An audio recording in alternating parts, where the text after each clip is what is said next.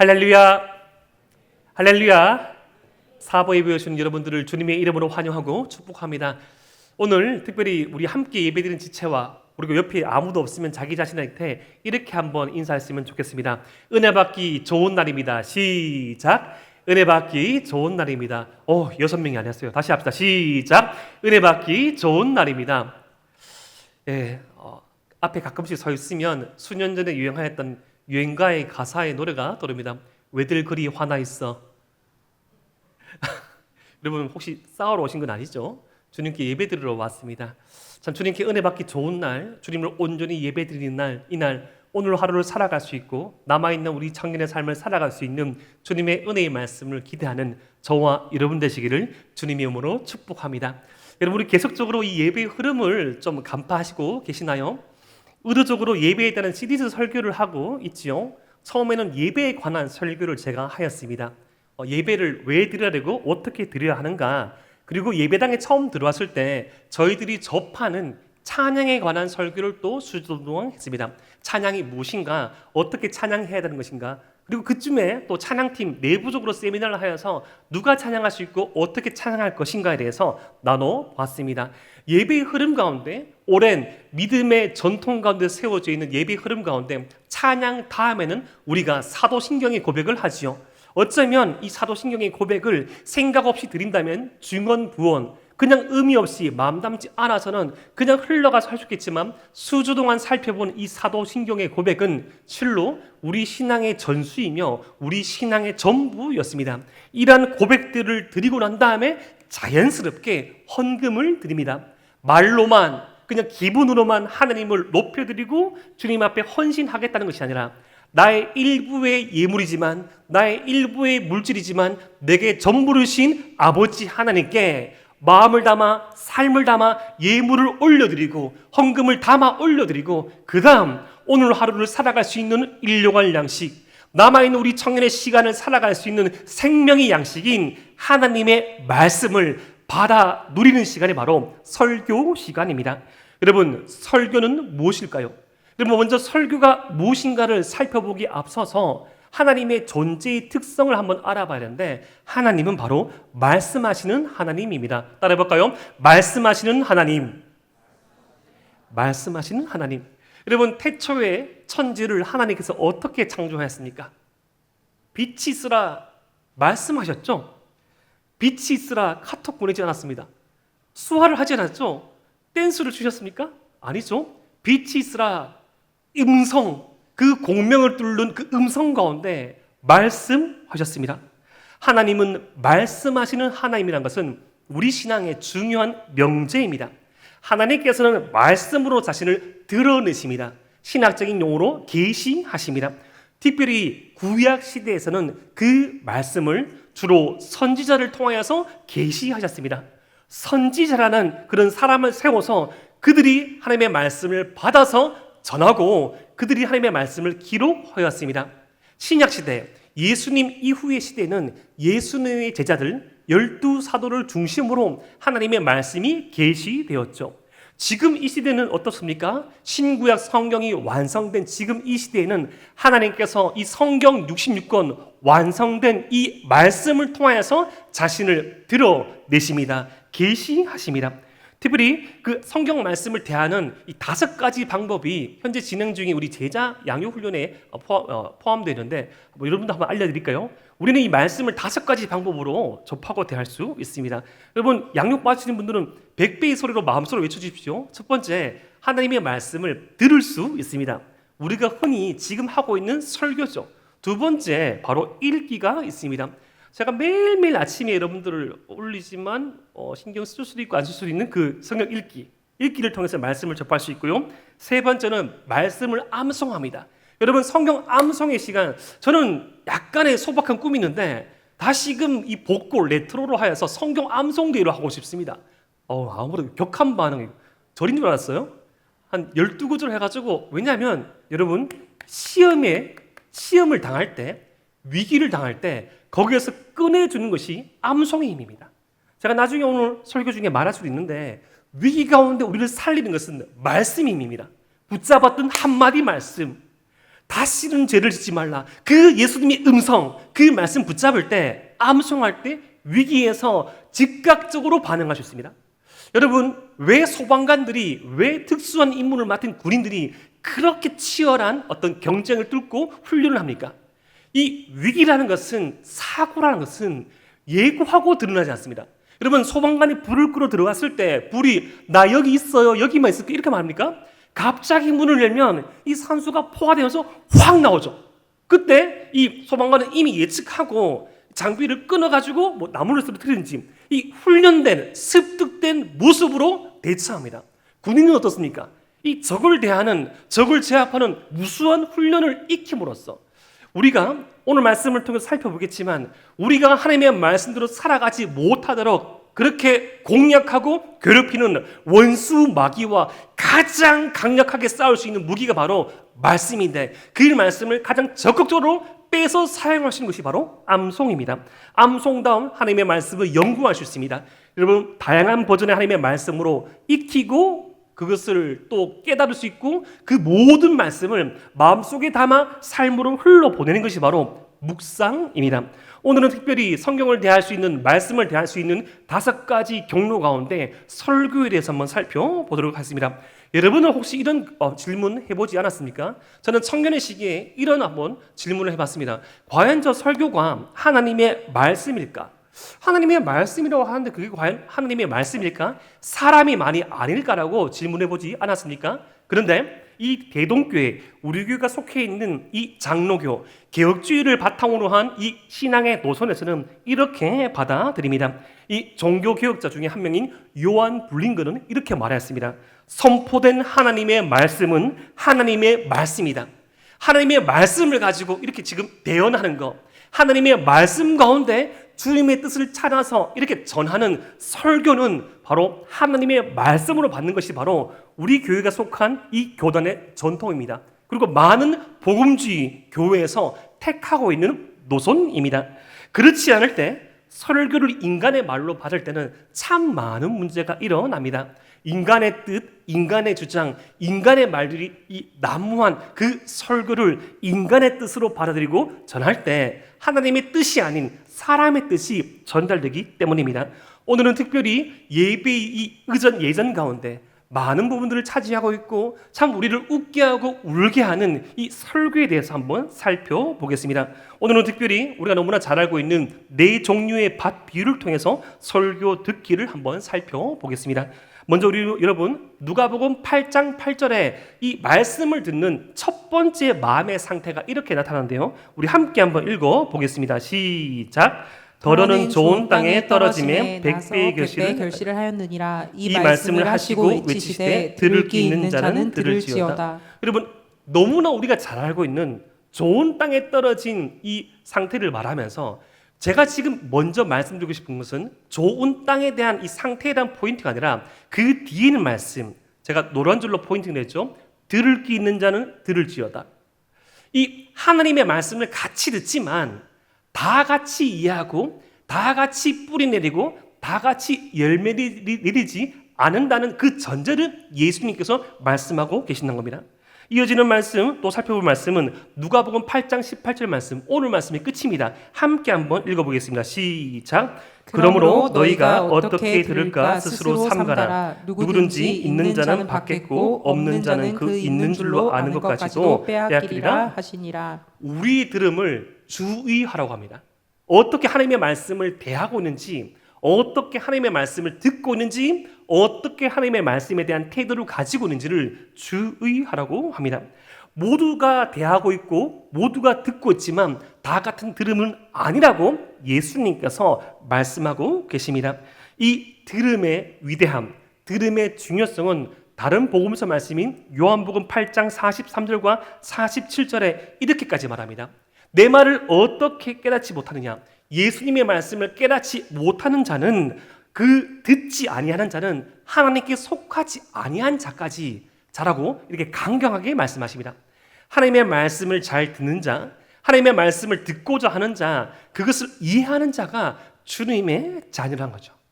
여러분 좀 이상적인 이야기를 드릴게요. 예를 들어서 참 우리 교회에 속한 이 유년주일학교, 이 주일학교 학생들은 참 착합니다. 그래서 예를 들어서 목사인 제가 말을 하면 애들이 말을 듣겠죠. 그런데 그 가운데서도 이상한 얘기를 드린 거예요. 가장 제 이야기를 잘 들어야 하는 아이들은 저의 자녀입니다. 이상적으로. 어제 당연히 아빠의 말이니까 잘 들어야겠죠. 전혀 동감하지 못하는데 이상적인 말씀을 드린 거예요. 여러분 선생님의 말을 잘 듣는 그 분이 바로 제자죠. 여러분 이상적이고 보편적인 지금 교권이 상신들 이야기하는 거 아닙니다. 보편적이고 이상적인 말입니다. 여러분 하나님의 말씀을 잘 듣고 잘 이해하는 자가 바로 하나님의 자녀입니다. 그런데 이 부권이 무너지고 교권이 무너진 현실보다 더욱더 참혹하게 하나님의 자녀인 저와 여러분들이 하나님의 말씀을 잘 듣지 못하고 잘 이해하지 못할 때가 너무나 많이 있다는 것입니다. 왜 그런가? 왜 그런 일들이 일어나는가를 오늘 말씀을 통해서 한번 우리의 마음, 어떻게 하나님의 말씀을 듣고 있는지를 우리의 마음을 한번 살펴보겠습니다. 그 하나님의 말씀을 듣는 그 마음의 이 자세, 상태를 네 가지로 주님께서는 말씀하신대요. 첫 번째, 길가의 상태가 있다고 합니다. 우리 누가복음 8장 5절 말씀을 함께 한번 읽어보겠습니다. 시작. 씨를 뿌린 자가 그 씨를 뿌리러 나가서 뿌릴새 더러는 길가에 떨어짐에 밟히며 공중의 새들이 먹어버렸고. 여러분 먼저 이렇게 말씀이 떨어진 씨, 하나님의 말씀이 떨어진 이 상태 가운데 길가가 있다고 합니다. 길 위. 여러분 여기에 대한 예수님의 해석은 누가복음 8장 12절에 나오는데요.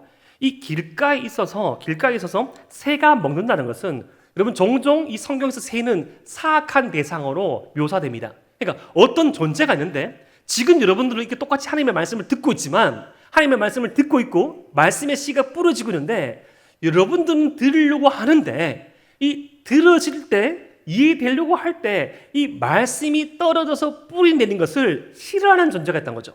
이 길가의 상태에서는 바로 새막이랍니다. 그렇게 하는 이유가 뭡니까?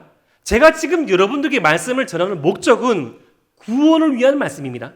이미 구원받았지만 이 구원을 완성하고 누릴 수 있는 그 하나님의 말씀을 전하는 것인데 마귀와 사탄은 그것을 원하지 않는다는 것이죠. 구원을 얻지 못하게 하려고 말씀을 그 마음에서 빼앗는 것이요. 누가복음 8장 12절 말씀 보니까 그 길가의 상태로 하나님의 말씀을 대하는 자는 구원을 위해서 선포된 하나님의 말씀이 뿌리 내리기 전에 마귀가 그것을 빼앗는다는 겁니다. 여러분 여기서 주의할 것이 있습니다. 전적으로 마귀의 책임일까요? 전적으로 타인의 책임일까요? 우리가 뒤에 살펴볼 말씀과 종합하자면 마귀의 책임이기도 하지만 우리의 듣는 자의 책임이기도 합니다. 이 길가에 뿌려진 이 말씀, 길가에 뿌려진 씨의 상태로 들어볼 수 있는 하나님의 말씀을 듣는 이 현장이 뭡니까? 치열한 영적 전투의 현장입니다. 여러분, 우리가 지금 컨디션이 좋지 않아서, 우리가 지금 추워서 애골이 너무 빵빵해서 집중하지 못하는 것이 아니라 치열한 영적인 전투 현장에서 어쩌면 떨어지는 이 말씀의 씨를 빼앗기 위해 그리고 지키기 위한 치열한 영적인 전투 현장 가운데 우리가 있다는 것을 알아차리고 명심하셔야 됩니다. 두 번째 이 말씀을 받아들이는 상태를 바위 위로 묘사합니다. 누가복음 8장 6절 말씀 제가 읽어드릴게요. 더러는 바위 위에 떨어짐에 싹이 났다가 습기가 없으므로 말랐고. 여러분 유년주일 학교를 우수한 성적으로 통과하신 여러분들은 이 바위 위라는 말을 들었을 때 다른 말씀하고 복음서 말씀하고 들어봤을 때 돌짝밭으로 많이 들었죠. 흔히 돌짝밭으로 들었으면 자갈밭으로 오해합니다.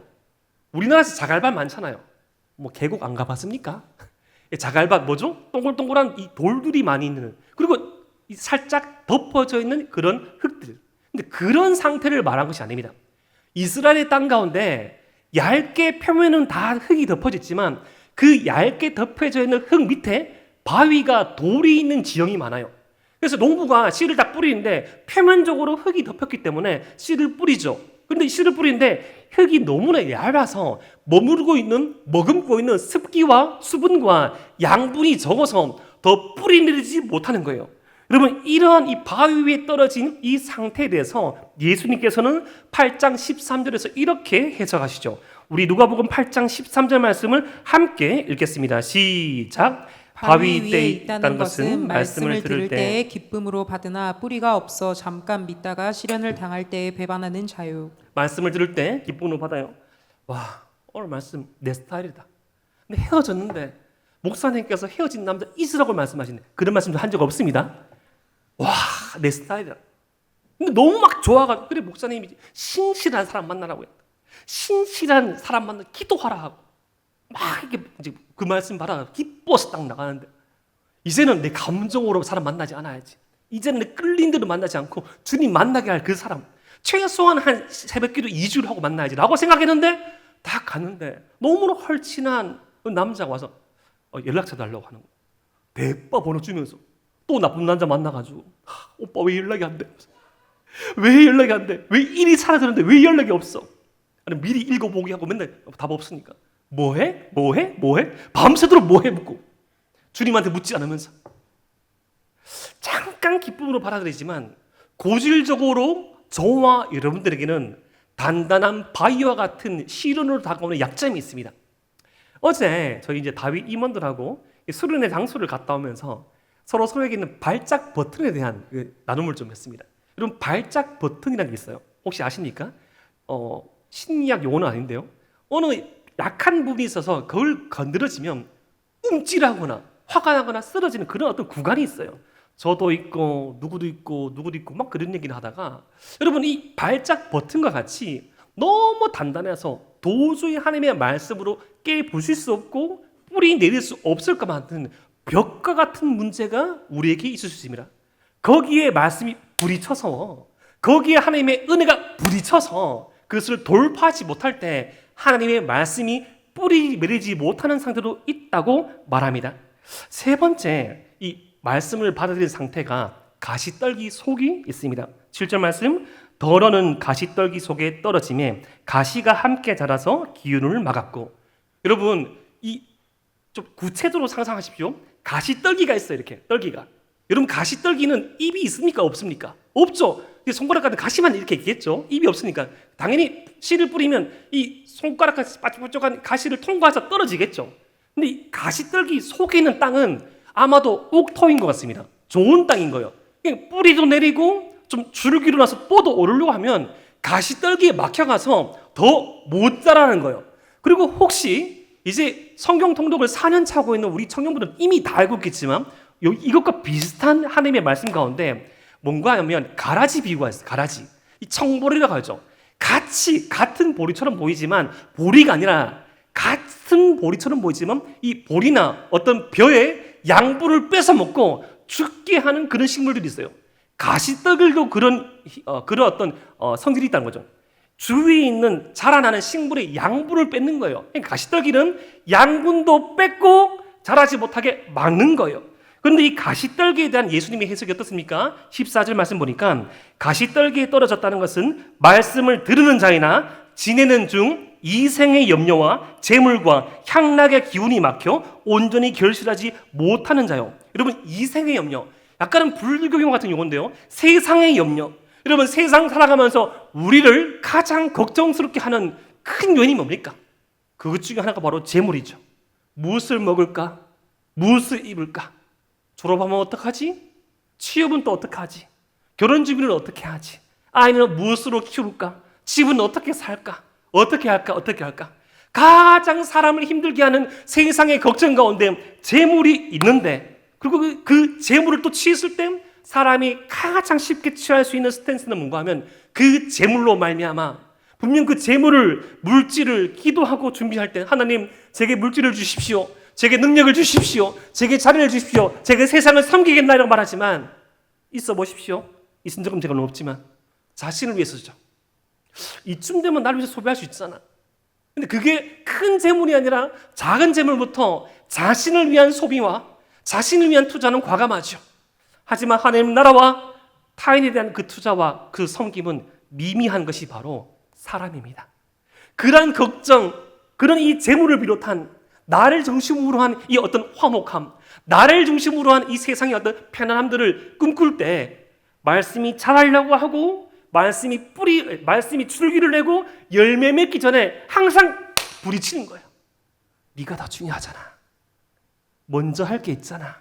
여러분, 우리가 살아가는 세상 가운데 우리의 청춘, 우리의 시간, 우리의 물질, 우리의 마음은 유한합니다.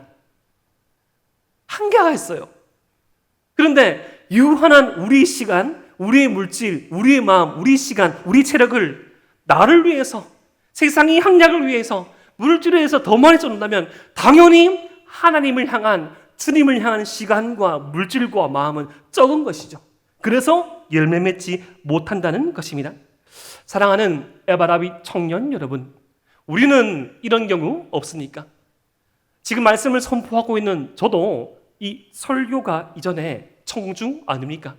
내가 어떠한 예배를 드릴 때 저도 종종 많은 상태로 이 바위 위와 같은 상태, 길가와 같은 상태, 가시떨기 속에 떨어지는 그 씨와 같은 상태가 있습니다. 하지만 그것만 있다면, 그러한 상태만 있다면 우리에겐 희망이 없지요. 하나님께서 바라시고 주님께서 말씀하시는 그 다른 상태가 있습니다. 바로 좋은 땅입니다. 누가복음 8장 8절 말씀을 우리 함께 한번 읽어보겠습니다. 시작. 더러는 좋은 땅에 떨어짐에 나서 백배의 결실을 하였느니라. 이 말씀을 하시고 외치시되 들을 귀 있는 자는 들을지어다. 여러분, 좋은 땅과 같은 상태가 있는데 이 땅에 떨어진 씨는 100배의 결실을 낳습니다. 마태복음과 다른 복음서 말씀을 참조하자면 30배, 60배, 100배 점층도로 모사된 것도 있고 100배, 60배, 30배 이 크고 작아지는 확실한 효과를 드러내고 더 확실하게 말하는 그런 구절도 있습니다. 그런데 이 상태를 뭐라고 말하죠? 15절 말씀 함께 읽습니다. 시작. 좋은 땅에 있다는 것은 착하고 좋은 마음으로 말씀을 듣고 지키어 인내로 결실하는 자니라. 여러분, 좋은 땅에 떨어져서 열매 맺는 조건이 있다는 것입니다. 좋은 땅에 떨어져서 열매 맺는 조건의 첫 번째는 바로 착하고 좋은 마음입니다. 여러분, 이 착하고 좋은 마음이 어떤 마음일까요? 뭐라고 말해도 계속 웃는 거? 이것 좀 해줄래? 예? 이런 상태는 아닙니다. 성경 전체를 살펴봤을 때 착하고 좋은 마음이라는 뜻은 하나님의 말씀에 올바르게 반응하는 특성입니다. 여러분, 저는 말씀을 따라서 말씀을 전합니다. 때로는 위로의 말씀이 있으면 위로를 하고요. 때로는 책망하는 말씀이 있으면 책망을 하고요. 도전하는 말씀이 있으면 도전합니다. 그 말씀에 맞는 반응이 착하고 좋은 마음이란 거죠. 근데 내가 좋아하는 말씀, 나는 위로만 받고 싶어? 나는 소망만 취하고 싶어? 난 죄설교는 싫어? 나는 헌신에 대한 식구는 싫어? 라고 반하는 것은 착하고 좋은 마음은 아니란 것이죠. 하나님의 말씀에 대한 올바른 반응, 함께 웃고 함께 우는 반응, 진정한 이 공감이 될 수 있는 그 마음이 살아있는 마음이고 착하고 좋은 마음인데 그 마음의 특징은, 두 번째 특징은 신실함입니다. 끈기가 있어요. 여러분, 좋은 마음을 관통하는 이 공동적인 특징은 바로 끈기입니다. 끈기. 신실해요. 때로는 잘 들리지 않을 때도 있습니다. 때로는 잘 용납되지도 않을 때가 있어요. 하지만 버티고 지키고 기다립니다. 그것이 바로 착하고 좋은 마음, 열매 맺는 첫 번째 특징입니다. 두 번째 열매 맺는 조건은 바로 지킨다는 것입니다. 말씀을 꼭 붙잡습니다. 여러분, 떨어진 말씀을 꼭 붙잡죠. 난 누구? 여긴 어디? 이렇게 앉아가지고 이렇게 들어왔다 이렇게 가는 게 아니고 지킵니다. 지켜야 돼요. 여러분, 지킬 팁을 좀 더 알려드릴게요. 여러분, 예배는 보는 것이 아니라 예배는 드리는 겁니다. 참여하는 거예요. 찬양을 통해서 하나님의 말씀이 선포되지요. 여러분, 찬양 우리가 드리러 왔지 찬양을 들으러 온 건 아니잖아요. 함께 드리러 왔어요. 오늘 이 찬양 좀 땡기는데? 좀 해볼까? 신곡인데? 내 입이 다 무너지네요. 여러분, 모르면 박수를 치십시오, 여러분. 괜찮아요. 싸우러 온 거 아니잖아요, 여러분, 지금. 모르면 박수를 치십시오. 하나님을 찬양하는, 주님께 영광 돌리는 찬양이잖아요. 여러분, 동감 안 되십니까? 혹시 오늘 우리가 드렸던 찬양 가운데 제가 다 퀴즈도 있지만 달고 오묘한 그 말씀, 푸른 마르고 주님은 아시네, 내 삶에 들어온 주님의 말씀, 주 말씀 향하여, 혹시 석가를 위해서 찬양한 게 있습니까? 찬불과 한 개도 없어요. 혹시 이단 교주를 위해서 찬양한 게 있습니까? 아무도 없어요. 우리에게 주신 하나님의 말씀, 이 말씀의 오묘함, 이 말씀의 은혜, 이 말씀으로 살아간 삶의 가치를 말하면 때로는 이 음역대가 다를 수 있죠. 높은 음이 안 올라갈 수 있어요. 가사를 묵상하십시오. 박수를 치세요. 여러분, 잘 흔들잖아요. 그룹에 몸을 맡기십시오. 찬양의 그룹에 몸을 맡기십시오. 그게 착하고 좋은 마음으로 지키면서 하나님의 말씀을 듣는 것입니다. 설교도 마찬가지죠. 여러분, 선포된 하나님의 말씀을 지키려고 노력하셔야 합니다. 마지막 세 번째, 말씀을 듣고 열매 맺는 세 번째 조건은 바로 인내입니다. 인내. 여러분, 말씀이 은혜가 되십니까? 혹시 말씀이 감동이 되십니까? 그러면 반드시 시험이 옵니다. 여러분, 말씀을 들었어요? 감동했어요. 감격했습니다. 한번 결단했습니다. 라고 딱 말했을 때, 딱 나가니까, 딱 집에 가니까, 학교 가니까, 할렐루야! 사업에 은혜 받았다면서. 금요 기도에 은혜 받았다면서. 오늘은 이제 회식에서 빠져. 술 안 권할게. 오늘은 네 욕 안 하게 할게. 오늘은 이거 하지 마. 이렇게 하지 않죠. 세상은 똑같습니다. 세상은 더 치열해져요. 여러분 한번 은혜 바라보십시오. 은혜 바라보십시오. 집에 돌아가면 집에서 그렇게 기다리고 있는 부모님이 그날따라 그렇게 표독스러울 수 없습니다. 은혜 많이 받았나 하면서. 예, 엄마 많이 받았는데요. 무슨 일 받았노? 그날따라 막 컵으로 꼬여져 있습니다. 왜 그럴까요, 여러분? 우리가 하나님의 은혜를 받고 열매 맺기를 기뻐하지 않은 존재가 있다는 것이에요. 여러분, 말씀을 듣고 인내함이 필요합니다. 우리가 말씀에 반응하고 말씀을 깨달았다고 세상이 바뀌는 것이 아닙니다. 그 말씀을, 그 은혜를 지킬 수 있는, 인내를 가질 수 있는 저와 여러분 되시기를 주님의 이름으로 축복합니다. 결국 이 하나님의 말씀을 듣는 것이 우리의 은혜의 삶을 결정하는데요. 그것에 대해서 주님께서 다시 이렇게 말씀하셨죠. 처음 읽었던 말씀인데 누가복음 8장 18절 말씀을 다시 한번 읽어보겠습니다. 시작. 그러므로 너희가 어떻게 들을까 스스로 삼가라. 누구든지 있는 자는 받겠고 없는 자는 그 있는 줄로 아는 것까지도 빼앗기리라 하시니라. 여러분, 흥미로운 말씀을 주님께서 하셨어요. 여러분 18절 말씀 다시 띄워볼까요? 여러분, 어떻게 들을까 주의하라고 하는데, 여러분, 어떤 자들은 그 말씀을 들었을 때 이 더 받는 자, 더 열매 맺는 자가 있는데 빼앗기는 자가 있어요. 여러분, 이 빼앗기는 자는 우리가 살펴본 세 가지 종류의 땅이죠. 길가, 바위, 가시떨기, 속. 그런데 그들도 어떻게 착각하는가 하면 이 있는 줄로 안다고 합니다. 하나님의 말씀을 있는 줄로, 자기가 소유한 줄로, 열매 맺을 수 있는 줄로 안답니다. 그런데 그것은 착각이란 거죠. 자기가 좋은 땅이 아닌데, 자기가 하나님의 말씀을 알고 있는 것이 아닌데, 자기가 하나님의 말씀에 영향을 받는 것이 아닌데, 나는 이미 하나님의 말씀을 알고 있고 알고 있는 것이 영향을 주고 열매 맺을 수 있다고 하나님의 말씀에 대해서 너무나 건성건성 대하고 있다는 것입니다. 그런데 그러한 상태는 있는 줄로 아는 것까지 뭐하리라? 빼앗기리라. 빼앗기겠다고 주님께서 말씀하십니다. 이 말씀을 듣자 지금 여러분만 심각한 것이 아니라 이 말씀은 처음 들었던 제자들도 심각했습니다. 너무나 심각해진 거예요. 너무나 심각해져가지고 이 8장 은섭을 하면서 제자들이 예수님께 이렇게 물었습니다. 누가복음 8장 9절과 10절 말씀. 제자들이 이 비유의 뜻을 물으니 이르시되 하나님 나라의 비밀을 아는 것이 너희에게는 허락되었으나. 여러분, 제자들은 깨닫지는 못하였지만 알고 싶어하던 자료였어요.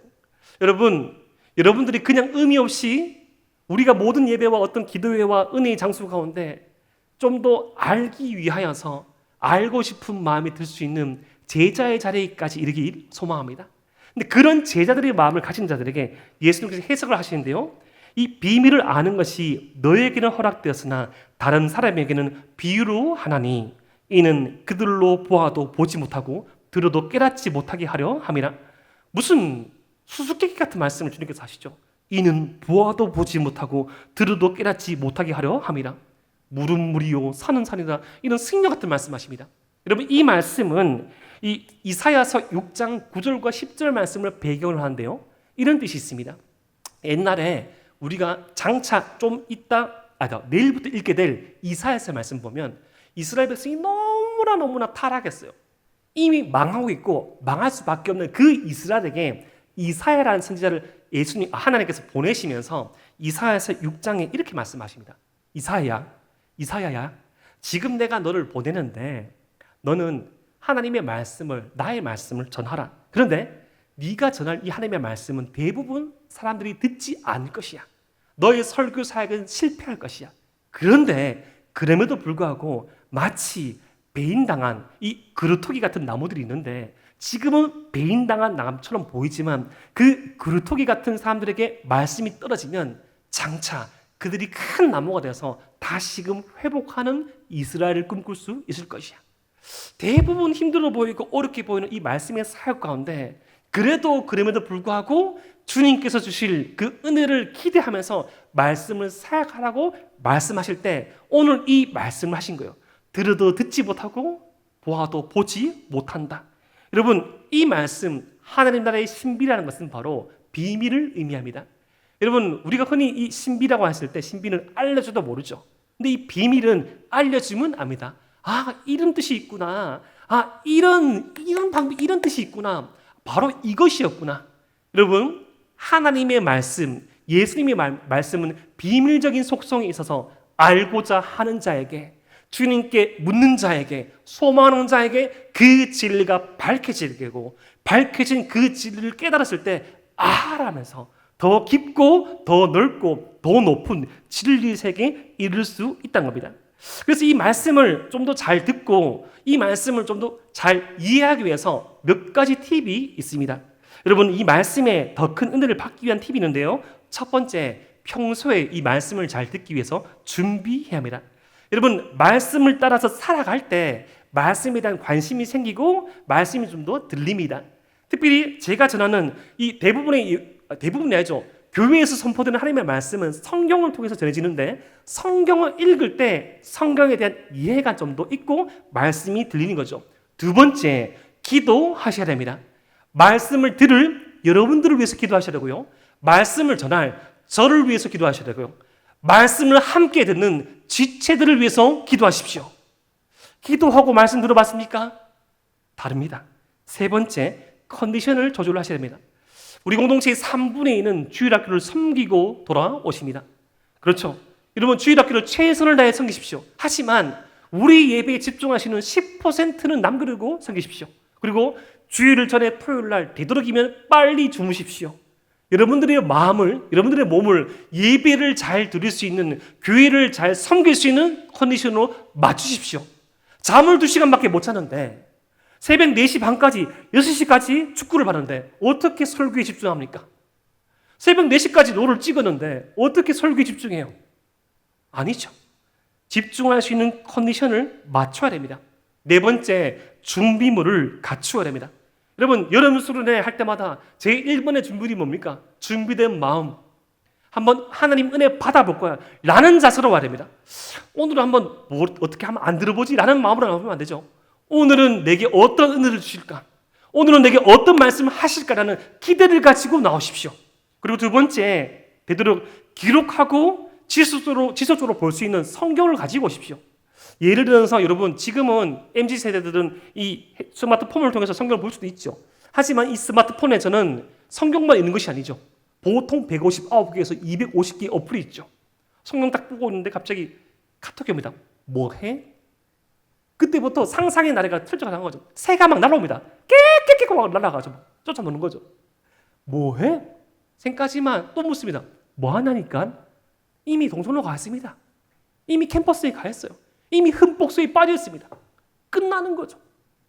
여러분, 여러분이 은혜 받은 그 말씀을 기록할 수 있는 인쇄화된 성경이 참 좋습니다. 거기에 눈물도 떨어져 있고요.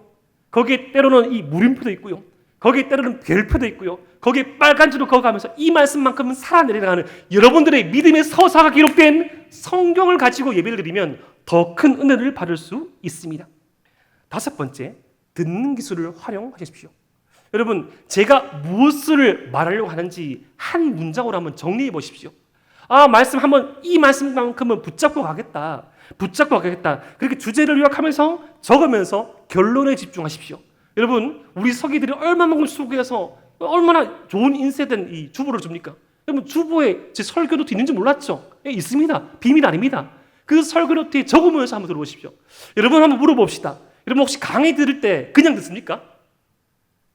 학원 가는데 그냥 들어요? 한번 말씀해 보십시오. 전 한 번 들으면 다 합니다. 한 번 들으면 다 합니다. 주머니에 손 놓고 다리 꼬면서. 그렇게 들은 사람 아무도 없잖아요.